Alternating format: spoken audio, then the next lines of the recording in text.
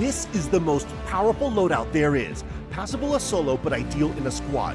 It's a high-risk, high-reward approach that can let you bring 5, even 6 stratagems during a single mission, but will require you to beg, borrow, or steal. I'll speed through the loadout and leave the tips for last. For the primary, pick up the gun that will let you drop Devastators reliably and clear troopers efficiently. I love the Tenderizer, but if you don't want to reload every other second, go with the sickle, a marksman rifle, or even the scythe.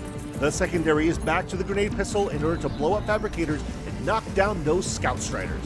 Stun grenades should be your pick to give yourself time to take out groups of Devastators, arrest berserker gangs, and get distance from hulks. Okay, now skip over all support weapons and backpacks. You're going the engineer route with 3 sentries. This loadout includes all ship modules pertaining to sentries up to tier 4, so keep that in mind. First, make sure you get the machine gun sentry. With its short cooldown and medium armor penetration, you will be able to clear out Devastators like Jason through hormonal teens. Next, get both the rocket sentry and the autocannon sentry.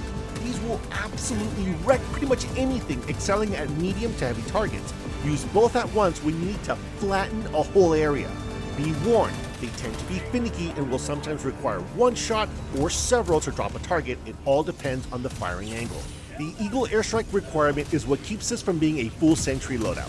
The thing is, you need this ace in the hole in order to help take on Devastator groups, fabricators, and hulks. Okay, so why is this loadout so powerful? Because you find your other stratagems in the field, giving you 1 Eagle, 3 sentries, 1 support weapon, and potentially 1 backpack. When solo, you want to head to each location of interest along the way to your objectives to find that support weapon. In one test, I got the machine gun, and with all those sentries, I waltzed through the rest of the mission. While on a team, you want to ask your teammates to bring down their spares when their cooldowns end. Having 3 other teammates means you can basically shop around for the best combination of equipment. If you don't mind aggressively borrowing, wait until a teammate dies at least 5 to 6 minutes after the mission starts and take their stuff. They'll be forced to bring in their spare. I mean, look, this shouldn't be too much of a big deal. It's not like you're hampering them in any meaningful way, and it does kind of benefit the team, but do that at your own risk. You can go 2 ways with the armor. Either one with the fortified passive to keep yourself from being launched into orbit by rocket devastators, or the medic to keep your organs inside your body. So we're going to jump into the tips in a bit, but if I may take a moment of your time to ask you for any combination of a like, kind comment, or follow.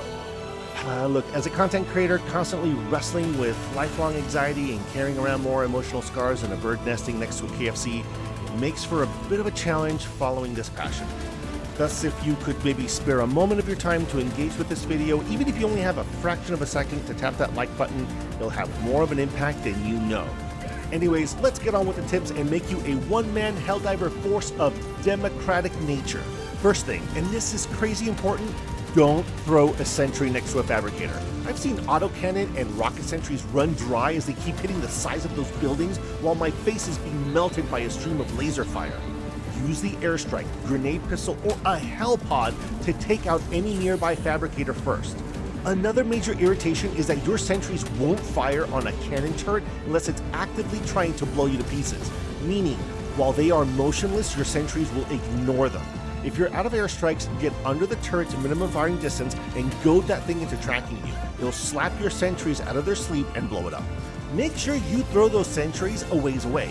Those things have a rather large coverage area, and you don't want those bots getting in melee range where they're either going to blow up the sentry or it ends up blowing itself up when firing at their attackers. Resist throwing both the autocannon and rocket out at the same time unless you're about to drown in an enormous chrome wave. Here's a rule of thumb. Use the autocannon when your back is a bit against the wall. With its high burst damage, you'll blast through targets quickly but dry up fast. When those bots are slowly trundling along towards you, go with the rocket sentry. Its better ammo economy will allow you to rain down death for longer, helping you with patrol adds and drop ship calls. When coming up against tanks, if you're already out of airstrikes, throw the autocannon or rocket sentry behind it and either go for cover or again, get inside the tank's threat range. Those tanks turn so slow that by the time it realizes it's getting shot up the exhaust pipe, it'll be in pieces. When it comes to factory striders, there's a reason why this loadout is only rated for difficulty 7 solo. Outside of repeated airstrikes, while both the autocannon and rocket sentries are just going to town on it, it's extremely hard to take down, so be wary. Also, when solo, jammers at the start of a mission are going to be a little bit of a nightmare, especially when a Hulk or gunship shows up, since you don't have a support weapon. So, when dealing with Hulks, use stun grenades and get behind it to rip apart those huge heat sinks. It may take you 2 or even 3 stun grenades, but once you're behind it, your primary will do the rest. When it comes to gunships, there's even less you can do. Run. Get out of range of the jammer and use your autocannon or rocket to bring them down. When you're done, hunt for those gunship factories. They are a priority.